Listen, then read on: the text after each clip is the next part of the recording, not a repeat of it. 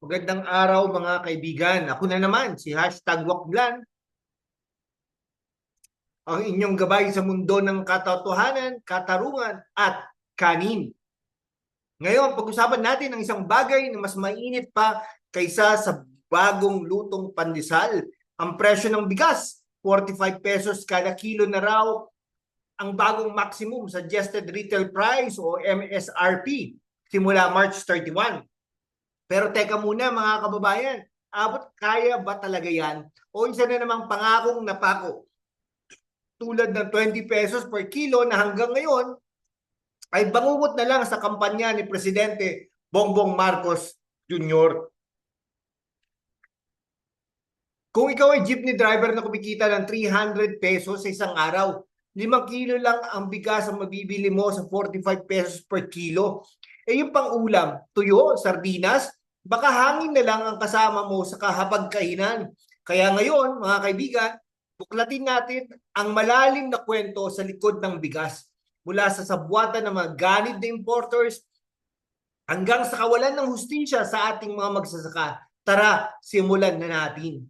Simulan natin sa balita ayon kay Agriculture Secretary Francisco Chu Laurel Jr. Bababa raw ang presyo ng bigas dahil bumagsak ang halaga ng imported rice sa world market at lumakas ang piso. Kaya nga raw ipinatupad ang 45 pesos MSRP. Pero kung iisipin mo, 45 pesos pa rin yan kada kilo. Sa mga mahihirap nating kababayan, yung mga tricycle driver, tindera at construction worker, parang sinasabi sa kanila, uy, kain ka ng kanin, pero wag kang magmalaki ng ulam. Nung Enero, sabi ni Secretary Chu Laurel, hindi raw dapat umabot sa 65 pesos ang bigas sa palengke. Kapag ganun kataas daw, profiteering na yan. O sa madaling salita, panggancho ng mga negosyante. Panggagancho ng mga negosyante. Kaya nga raw nila inilungsad ang MSRP system. Pero, heto ang tanong, kung 45 pesos ang pinakamura, bakit parang hindi pa rin abot kaya? Halimbawa, kung ikaw ay isang pamilya ng 5 at kakain kayo ng 3 kilo ng bigas sa isang araw, 135 pesos yan agad sa isang linggo. 945 yan pesos sa isang buwan. Mahigit 4,000 pesos na yan sa bigas lang.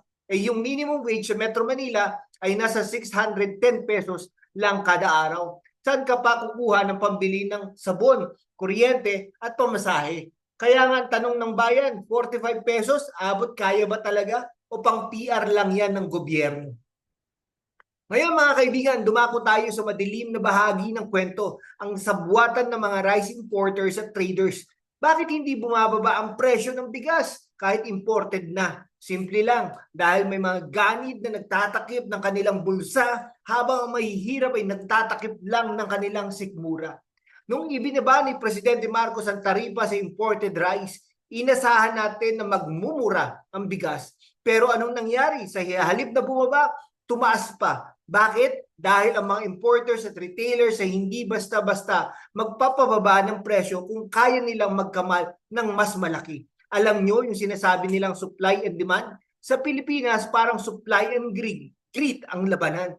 At hindi lang yan, may mga ulat na ang ilang importers ay nagtatago ng stocks para itaas ang presyo artipisyal. Kapag sinabi nilang konti lang ang bigas, tataas ang demand at boom, 65 pesos na ang kada kilo. Kaya nga sinabi ni Secretary Chu Laurel na profiteering yan. Pero teka, kung alam nila yan, bakit walang aksyon? Parang walang aksyon. Nasaan ang hustisya para sa mga gutom na Pilipino? Pero ang pinakamalungkot na bahagi ng kwento, ang ating mga magsasaka. Habang kami rito sa syudad ay nagrereklamo sa 45 pesos na bigas, sila naman sa bukid ay nalulugi. Alam mo ba na kapag binibenta mga magsasaka ang kanilang palay, 15 pesos lang kada kilo ang bentahan? Oo, 15 pesos. Pero pagdating sa palengke, 45 pesos na agad ang bigas. Nasaan nagpunta ang kita? Sa bulsa ng mga middlemen at importers.